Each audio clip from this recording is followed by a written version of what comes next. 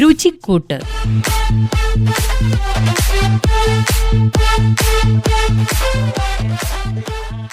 എല്ലാവർക്കും രുചിക്കൂട്ടിലേക്ക് സ്വാഗതം. നമുക്കിന്ന് പെട്ടെന്നൊരു പുലാവ് ഉണ്ടാക്കാം. ചൂടൊക്കെ കൂടിക്കൂടി വരികയല്ലേ, ആർക്കും അടുക്കളയിൽ നിൽക്കാൻ അത്ര താല്പര്യം ഉണ്ടാവില്ല. വേഗം എന്തെങ്കിലും ഉണ്ടാക്കിയിട്ട് പുറത്തിറങ്ങാമെന്ന് വിചാരിക്കുന്നവരായിരിക്കും നമ്മളിലേറെയും. അതുകൊണ്ട് നമുക്കിന്ന് വേഗത്തിലൊരു പുലാവ് ഉണ്ടാക്കാം. അതിനായിട്ട് ഏത് തരത്തിലുള്ള അരിയും നമുക്ക് വേണമെങ്കിൽ എടുക്കാം. നല്ല ഇനം പച്ചരി വേണമെങ്കിൽ നമുക്കിതിനെ ഉപയോഗിക്കാവുന്നതാണ്. അങ്ങനെ അല്ലെങ്കിൽ പിന്നെ ബസ്മതി റൈസോ കൈമ റൈസോ ഗന്ധകശാല ജീരകശാല പോലെയുള്ള നമ്മളുടെ പ്രാദേശിക ഭൗമ സൂചിക കിട്ടിയ ഇനങ്ങളും, അതായത് നമ്മുടെ വയനാടിൻ്റെ തനിമയാർന്ന ഇനങ്ങളും നമുക്ക് ഉപയോഗിക്കാവുന്നതാണ്. അതിന് വേണ്ടിയിട്ട് നമുക്കൊരു നല്ല വലുപ്പമുള്ള പാത്രം എടുത്ത് ആദ്യം അടുപ്പത്ത് വയ്ക്കാം. ചൂട് കട്ടിയുള്ളതാണെങ്കിൽ നല്ലത്, കാരണം ഒരു 1 പോട്ടായിട്ട് നമുക്കിത് ഉണ്ടാക്കിയെടുക്കാം. ആദ്യം നന്നായിട്ട് ചെറുതായിട്ട് അരിഞ്ഞ സവാള, അതാണ് നമുക്ക് തയ്യാറാക്കി വെക്കേണ്ടത്. അത് കഴിഞ്ഞ് നമുക്ക് ഇത്തിരി ഇഞ്ചിയും വെളുത്തുള്ളിയും പേസ്റ്റ് വേണം. പിന്നെ കുറച്ച് സാധാരണ നമ്മൾ അടുക്കളയിൽ ഉപയോഗിക്കുന്ന കുറച്ച് കറി പൗഡറുകൾ. പച്ചക്കറികളായിട്ട് നമുക്ക് carrot, cauliflower, green peas, beans ഒക്കെ ഉപയോഗിക്കാം. ഉരുളക്കിഴങ്ങ് വേണമെങ്കിലും ചേർക്കാവുന്നതാണ്, അതൊരു ഓപ്ഷണലാണ്. ഇതിൻ്റെ കൂടെ ഇഷ്ടമാണെങ്കിൽ ചേർക്കാം. അപ്പോൾ ആദ്യം നമുക്ക് കടായി അടുപ്പത്ത് വയ്ക്കാം. അതിലേക്ക് കുറച്ച് നല്ല എണ്ണയോ നെയ്യോ എന്തെങ്കിലും ഒഴിക്കുക.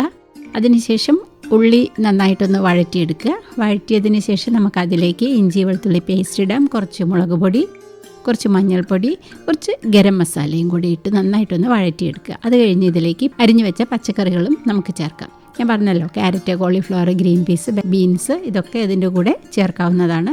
അപ്പോൾ എല്ലാം കൂടെ നന്നായിട്ടൊന്ന് വഴറ്റി അതിലേക്ക് തന്നെ നമുക്ക് ഈ അരിയും ഇട്ടിട്ട് ഒന്നും കൂടി ഒന്ന് നന്നായിട്ട് വഴറ്റിയെടുക്കാം. അതിനുശേഷം നമുക്ക് കുറച്ച് ഉപ്പും അതുപോലെ തന്നെ തിളച്ച വെള്ളവും ഒഴിച്ച് വേവിച്ചെടുക്കുക. അപ്പോൾ അരിയുടെ മുകളിൽ ഏകദേശം ഒരു 1 സെൻറ്റിമീറ്റർ ഹൈറ്റിൽ വെള്ളം ഒഴിച്ചാൽ അത് വേകുമ്പം നല്ല പാകത്തിന് വെന്ത് കിട്ടുന്ന അളവിൽ ഉണ്ടായിരിക്കും. അവസാനമായിട്ട് നമുക്കിതിലേക്ക് വേണമെങ്കിൽ കുറച്ച് ചെറുനാരങ്ങയുടെ നീരും കൂടി ഒഴിക്കാം. നന്നായിട്ട് ഇളക്കി മല്ലിയില പുതിനയില ഒക്കെ കൂടി ഇട്ട് കഴിഞ്ഞാൽ രുചികരമായിട്ടുള്ള പെട്ടെന്നുണ്ടാക്കാൻ പറ്റുന്ന ഒരു പുലാവായി. ഇതിൻ്റെ കൂടെ വേണമെങ്കിൽ ഗാർണിഷ് ചെയ്യണമെങ്കിൽ നമുക്ക് കാഷ്യൂനട്ടും അതുപോലെ തന്നെ കിസ്മിസും ഒക്കെ ഒന്ന് ഫ്രൈ ചെയ്ത് ഇടുകയും ആവാം.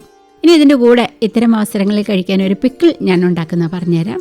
നാരങ്ങ അത് അരിഞ്ഞ് ആവി കയറ്റി ചെറിയ കഷ്ണങ്ങളായിട്ട് മുറിച്ചതിന് ശേഷം കുറച്ച് ഉപ്പിട്ടിട്ട് 2 ആഴ്ചയെങ്കിലും ഒന്ന് വെക്കുക. നല്ല മയം വരുമ്പോൾ ഇത് ഇങ്ങനെ സ്വീറ്റ് പിക്കിൾ ചെയ്യാൻ വേണ്ടി നല്ലതാണ്. അപ്പോൾ അതിൽ ഇനി നമുക്കിതിലേക്ക് കുറച്ച് സാധനങ്ങളും കൂടി ചേർക്കാം.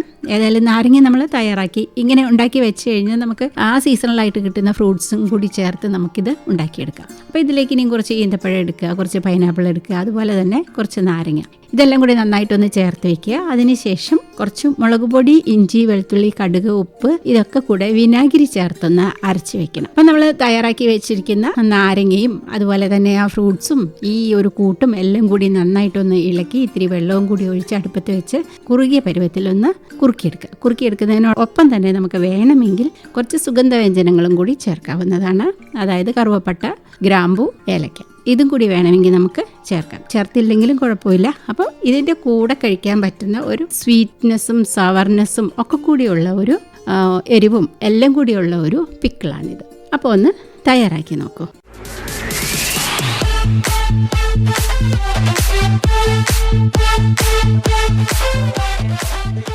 രുചിക്കൂട്ട്. നിർവഹണം ലീന.